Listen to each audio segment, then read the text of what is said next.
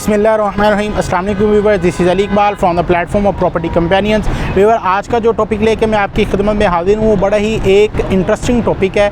Kindly मेरी video को and तक देखिएगा। हो सकता है कि वीडियो थोड़ी सी लंबी हो जाए बट आपके लिए इंशाल्लाह ताला इंफॉर्मेटिव रहेगी। तो आज का जो हमारा टॉपिक है कि हमें प्रॉपर्टी में बाय किस तरह से करना चाहिए, किस लिहाज से करना चाहिए, हम उसके अकॉर्डिंगली आपको थोड़ा सा गाइड करेंगे कि अगर हमें प्रॉपर्टी में इन्वेस्ट करना है या घर बनाने के लिए कोई हमने प्रॉपर्टी बाय करनी है तो हमें किन किन चीज़ों का ख्याल रखना चाहिए और किन किन चीज़ों को साथ लेके चलना चाहिए, जिसके लिहाज से कि हम प्रॉपर्टी में एक तो इन्वेस्ट करें, किसी अच्छी लोकेशन पर इन्वेस्ट कर सकें ताकि फ्यूचर में हमें उससे गेन भी मिले, हमें फ़ायदा हासिल हो। और अगर हम घर बनाने के लिए ऐसे इन्वेस्ट कर रहे हैं तो हमारे साथ कोई फ्रॉड ना हो जाए, हमारा कोई प्लॉट स्किप ना हो जाए, रीलोकेट ना हो जाए। तो इन चीज़ों का ख्याल रखते हुए हम अपनी प्रॉपर्टी को बाय करते हैं। तो जिन 4-5 चीज़ों को मैं आज आपके साथ डिस्कस करूंगा वो एक डिटेल वाइज डिस्कस करूंगा। सबसे पहले होती है सोसाइटी की रेपो। जो जिस भी सोसाइटी में किसी भी जगह पे आप इन्वेस्ट कर रहे हैं, लाइक कोई बड़ा डेवलपर है या छोटा डेवलपर है, कोई भी सोसाइटी है, XYZ लाहौर की है, आउट ऑफ लाहौर की है, कहीं की भी है, तो सबसे पहले आपने उसमें चेक करना होता है कि ये जो सोसाइटी लॉन्च की गई है या ये जो प्रोजेक्ट लॉन्च किया गया है इसके पीछे इसका डेवलपर कौन है, वो इसको डेवलप कर सकता है या नहीं कर सकता। दूसरी जो आ जाती है लोकेशन, तीसरा उसके रूट्स आ जाते हैं, चौथी उसकी प्राइसिंग आ जाती है। तो हम फ्रेम बाय फ्रेम सारा उसको डिस्कस करेंगे। तो सबसे पहले जो मैंने आपको डेवलपर की बात की है, लाइक आप किसी भी सोसाइटी में इन्वेस्ट करना चाह रहे हैं तो सबसे पहले उसका डेवलपर को चेक करें कि आया ये एक रिलायबल ग्रुप है या नहीं। लाइक जैसे कि आप देख लें, आप बहरिया टाउन की बात कर लें, बहरिया जैसे कोई डील अनाउंस करेगा तो आपके माइंड में फौरी आ जाएगा कि यार इसका जो डेवलपर है या इसका जो चेयरमैन है, जो इसकी कम्युनिटी है वो बड़ी हाई लेवल की है, वो पहले ही अपने प्रोजेक्ट्स डिलीवर कर चुकी है, ये एक वेल नोन ब्रांड है।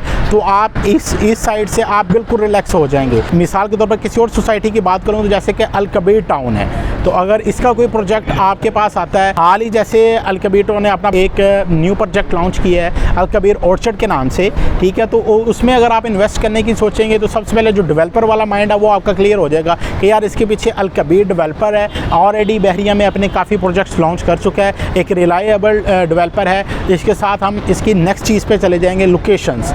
तो सबसे पहले जिस भी सोसाइटी में, जिस भी एरिया में, जिस भी प्रोजेक्ट में आप इन्वेस्टमेंट करना चाह रहे हैं, सबसे इम्पोर्टेंट जो आपका चीज़ रहेगी वो आपकी लोकेशन रहेगी। आपने सबसे पहले लोकेशन चेक करनी है कि वो किस एरिया में फॉल कर रहा है। आप लाइक मिसाल के तौर पर आप बहरिया टाउन को कंसीडर कर लें। आप बहरिया टाउन में किसी भी न्यू डील को या किसी भी चीज़ को परचेज़ करने जा रहे हैं तो सबसे पहले आप बहरिया टाउन को कंसीडर करें कि बहरिया टाउन की लोकेशन क्या है, ठीक है, ये किस जगह पे फॉल करता है, इसकी सराउंडिंग में क्या क्या चीज़ें आती हैं। आया इस सोसाइटी के अंदर जो लोग डेवलपर्स हमसे प्रॉमिस करते हैं कि हम अपनी सोसाइटी को एक शहर बना देंगे, आया वो अपने प्रॉमिस पे पूरा उतर सकते हैं या अपने प्रॉमिस में पूरा उतरे भी हैं या नहीं।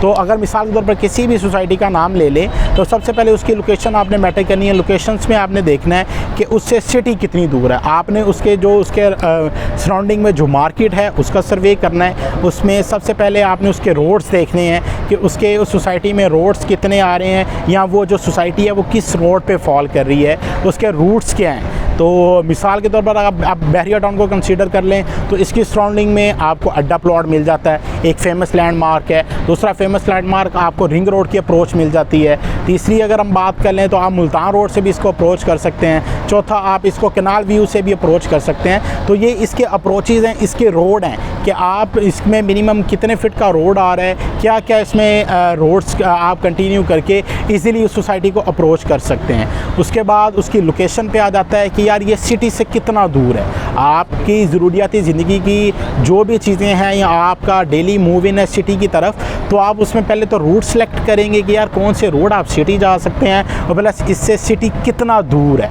आप उस चीज़ को कंसिडर करेंगे। और उसके बाद आप सोचेंगे कि यार आप ये सिटी से इतना दूर है, इसमें इन्वेस्टमेंट मिसाल के तौर पर किसी भी सोसाइटी का आप ले लें। अगर आप कबीर ऑर्चर्ड की बात कर लूँ तो वो सिटी से अराउंड कह लें जी 20-25 किलोमीटर दूर है या इससे अराउंड दूर है। आप किसी भी सोसाइटी को माइंड में रख लें तो उसमें देखेंगे यार मैंने डेली उसमें आना जाना है, उसमें लोगों की इंट्रैक्शन कितनी है। लाइक अब जैसे बहरिया टाउन की बात कर लें तो आप डेली में देखेंगे कि बहरिया टाउन में बहरिया टाउन के 4-5 गेट हैं। अगर एक गेट की भी बात करें तो मेरे ख्याल से मिनिमम कोई 3 से 4 हज़ार गाड़ियाँ या इससे प्लस भी गाड़ियाँ इन आउट कर रही होंगी।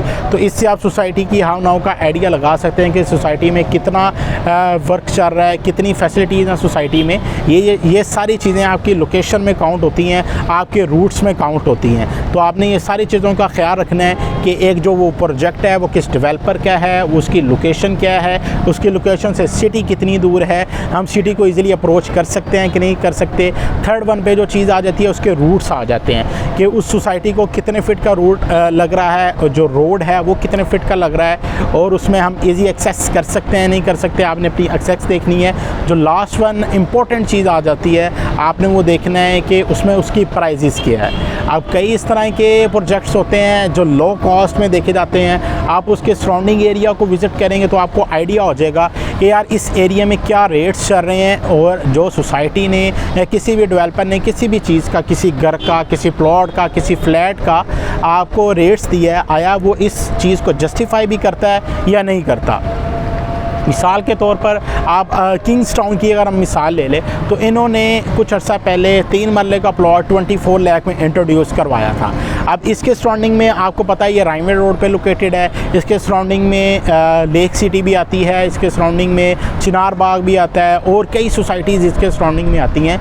तो आपने मिनिमम 2 से 3 सोसाइटीज़ को एक दूसरे के साथ कंपैरिजन करना है कि यार लेक व्यू सिटी में क्या रेट है, चिनार बाग में क्या रेट है, इतने मरला प्लॉट का, और अल कबीर टाउन में क्या रेट है, और इसमें तमाम फैसिलिटीज़ इन 3-4 सोसाइटीज़ में सेम हैं या नहीं है। इनका रूट एक ही है पर इनमें डिफरेंस क्या क्या आ रहा है जो हमने इतनी प्राइस हमें देखने को मिल रही है। आया ये 24 लाख इसको जस्टिफाई करता भी है कि नहीं करता। उसके बाद आपने उसका टेन्योर देख लेना है कि आपको पेमेंट प्लान कितनी देर में देखने को मिल रहा है।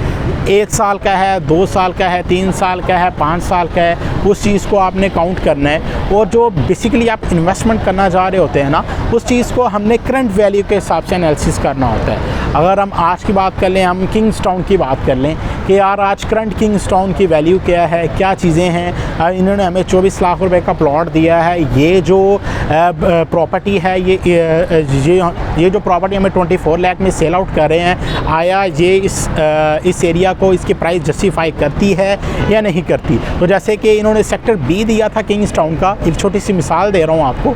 तो सेक्टर ए में अभी जो करंट सिचुएशन है वो वहाँ पे आपको मिनिमम 32 लाख रुपए से लेकर ऑलमोस्ट कोई 40-42 लाख रुपए तक 3 मरले का प्लॉट देखने को मिलता है, क्योंकि उसका सेक्टर ए LDS अप्रूव्ड है, डेवलप प्लॉट्स हैं, ऑन ग्राउंड प्लॉट्स हैं। वो भी इंस्टॉलमेंट वाला प्रोजेक्ट है, उसमें भी आपको इंस्टॉलमेंट पे आप उसको बाय कर सकते हैं। तो सेक्टर ए देखें, उसका मिनिमम भी जो प्लॉट है 30 से 32 लाख रुपए का है। उसकी बैक पे इन्होंने लैंड बाय की है, उसमें हमें 24 लाख रुपए का प्लॉट देखने को मिलता है। तो इस तरह आप कंपैरिजन कर सकते हैं कि यार पहले इस ब्लॉक के रेट्स क्या थे, अब नाउ क्या हैं, और हमें जो हमने चीज़ बाय करने जा रहे हैं उसमें जो प्राइस है वो सबसे अहम रोल अदा करती है। आपने ओवर प्राइस चीज़ कोई बाय नहीं कर लेनी।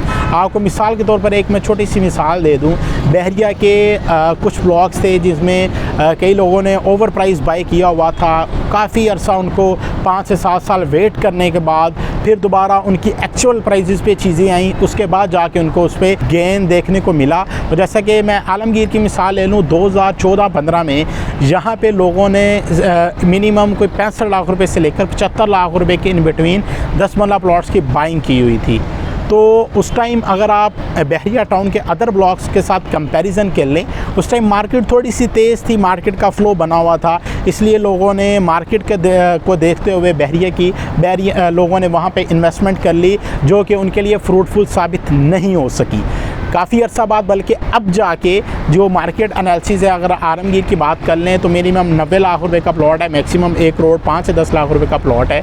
तो 1 साल पहले या 1.5 साल पहले की बात करें तो तब लोगों को जिन्होंने 72 लाख रुपए के प्लॉट बाय किए हुए थे, 1-1.5 साल पहले जाके उनकी कोई 5 से 6 साल पुरानी इन्वेस्टमेंट को उनकी एक्चुअल प्राइस मिल सकी है, उनकी इन्वेस्टमेंट प्राइस मिल सकी है। तो इस चीज़ को बड़ा ही जहन में रखते हैं कि बहरिया टाउन का ब्लॉक है तो ठीक है, पर उसमें हमने चीज़ें उसकी सराउंडिंग को कवर अप करना है कि यार आलमगीर ब्लॉक इस प्राइस को जस्टिफाई करता भी है कि नहीं करता। अब 5 से 6 साल पुरानी बात कर ले तो बहरिया ने नई डील अनाउंस की थी, फिर उसमें बहरिया ने अपना डेवलपमेंट वर्क स्टार्ट कर दिया था। बहरिया ने वो एरिया डेवलप तो ज़रूर कर दिया था, पर बहरिया का जो आप कंस्ट्रक्शन वाइज या आप मार्केटिंग वाइज कोई एरिया देख लें तो उस टाइम मैक्सिमम जो आबाद था आपका वो सेक्टर सी था, सेक्टर ई भी इतना नहीं था आबाद, और ये सेक्टर एफ का बिल्कुल लास्ट एरिया था जो कि आपने वहाँ पे जाके बाइंग की थी, वो आपके लिए फ्रूटफुल साबित नहीं हो सकी। आज अगर बात करें, आज अगर आप कहें कि मैंने आलमगीर में इन्वेस्टमेंट करनी है तो इस टाइम वो बहरिया का आइडियल ब्लॉक बन चुका है। जैसे कि मैंने स्टार्ट को आपको चीज़ें बताई हैं, आपने लोकेशन काउंट करनी है, आपने प्राइस काउंट करनी है, आपने उसकी अप्रोचेस काउंट करनी है। तो मुल्तान रोड से उसको अप्रोच लगती है, आप रिंग रोड से उसको अप्रोच कर सकते हैं, आप अड्डा प्लॉट से उसको अप्रोच कर सकते हैं। और अगर करंट मार्केट वैल्यू की अगर बात कर लें तो उसमें बड़ी तेज़ी से घर बन रहे हैं। और जैसा कि आपको पता है कि एक डेवलपर वहाँ पे 5 मरला हाउस ओन इंस्टॉलमेंट दे रहा है, वहाँ पे 5 मरला के घर भी इंशाल्लाह ताला एज सुन एज़ पॉसिबल उनकी भी कंस्ट्रक्शन स्टार्ट हो जाएगी।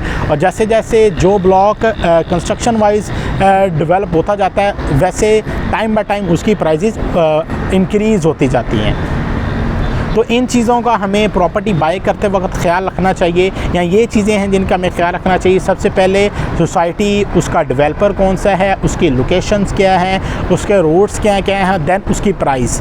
तो हमें 2-3 सोसाइटियों का या 2-3 ब्लॉक्स का आपस में कंपैरिजन करना चाहिए, डिटेल एनालिसिस में जाना चाहिए कि आया ये जो रेट्स हैं इस ब्लॉक को जस्टिफाई करते भी है कि नहीं करते। उसकी सराउंडिंग्स के रेट को आइडिया करें, कम से कम भी 3 से 4 ब्लॉक्स को या सोसाइटीज़ को विज़िट करें और उसके सराउंडिंग के एरिया को चेक करें कि यार ये जो डेवलपर या ये जो सोसाइटी हमें एक चीज़ प्रोवाइड कर रही है उसकी प्राइस हमें जस्टिफाई करती भी है या नहीं करती। यही वजह है कि जो लोग इन चीज़ों को मद्देनज़र रखते हुए इन्वेस्टमेंट करते हैं वो तो अल्हम्दुलिल्लाह काफ़ी अच्छा प्रॉफिट भी गेन कर जाते हैं, और जो लोग बिल्कुल आंखें बंद करके या ऐसे किसी पे भी भरोसा करके एक चीज़ बाय कर लेते हैं और उनको आइडिया नहीं होता कि कल को उसका क्या होने जा रहा है, तो वो फिर आपको ही पता है कि वो क्या होता है उनके साथ। फिर एक अफसोसनाक टाइम पीरियड में चले जाते हैं, एक वो उनको बड़ा अफसोस होता है कि यार मैंने थोड़ा सा माइंड से सोच के इस चीज़ में इन्वेस्ट किया होता तो मेरे लिए ज़्यादा फ़ायदेमंद चीज़ रह जाती। और मोस्ट इम्पॉर्टेंट चीज़ ये है कि सबसे पहले आपने करंट मार्केट का सिनेरियो देखना है, आपने फ्यूचर पे डिपेंड नहीं करना। आपने ये नहीं है कि यार ये अब बहरिया टाउन का प्रोजेक्ट है तो यार कोई भी लोकेशन है फ्यूचर में बहुत अच्छा हो जाएगा, फ्यूचर पे आपने नहीं जाना।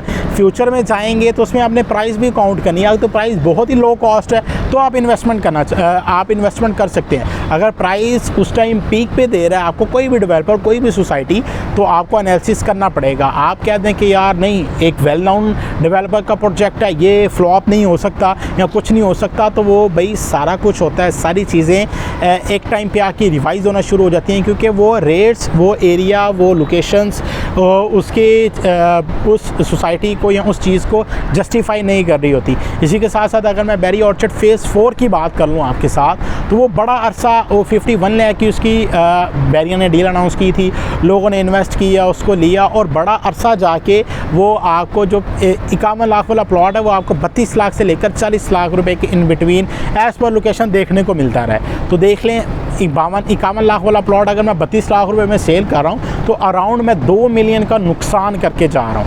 तो वो किन लोगों को नुकसान हुआ है? जिन्होंने उस टाइम सोचा नहीं कि यार ये जो एरिया है, ये जो लैंड है, ये 51, ये 5 मिलियन डिज़र्व भी करती है, इसकी लोकेशन, इसकी सराउंडिंग्स डिज़र्व भी करते हैं कि नहीं। अभी जाके 1.5-2 साल पहले जाके 2021 में जैसी प्रॉपर्टी में थोड़ा सा बूम आया था, तो उसके चलते हुए ओवरऑल ओवर पंजाब कह लें, लाहौर की प्रॉपर्टीज़ में काफ़ी बूम आया है। तो डेफिनेटली ऑर्चर्ड भी उसमें एक फॉल करता है, तो उसमें थोड़ी सी प्राइस बेहतर देखने को मिली है। अब जाके उनकी प्राइसेस बेहतर हुई हैं। जिन्होंने 5-5, 7-7 साल पहले की इन्वेस्टमेंट की है, उन्हें अब जाके कोई मिलियन, 1.5 मिलियन, 2-2 मिलियन का गेन देखने को मिल रहा है। मैं उम्मीद करता हूँ कि आपको हमारी वीडियो पसंद आई होगी। आज के लिए बस इतना ही। हमारे चैनल को सब्सक्राइब करें ताकि फ्यूचर में मज़ीद इस तरह के इंटरेस्टिंग टॉपिक और इन्फॉर्मेटिव वीडियो आप तक सबसे पहले पहुँच सकें। अल्लाह हाफिज़।